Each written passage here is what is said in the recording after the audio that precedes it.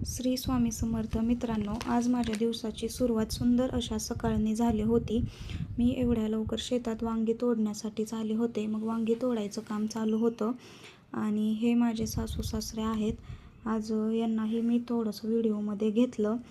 तर वांगे वगैरे तोडून झाले.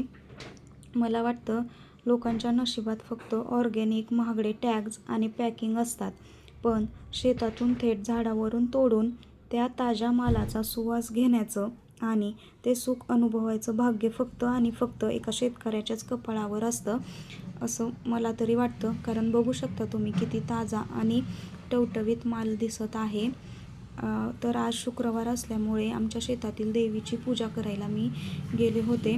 देवीची पूजा वगैरे करून घरी जाण्यासाठी निघाले. बघू शकता तुम्ही किती ऊन पडलेलं आहे.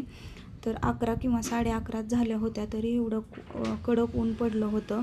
पण ऊन कडक असो किंवा नसो, शेतकऱ्यांना शेतात काम करण्यासाठी यावंच लागतं. तर ही घरी आल्यानंतर ही क्यूट माही आंबा खाण्यासाठी तिच्या मम्मीला लाडीगोडी लावत होती.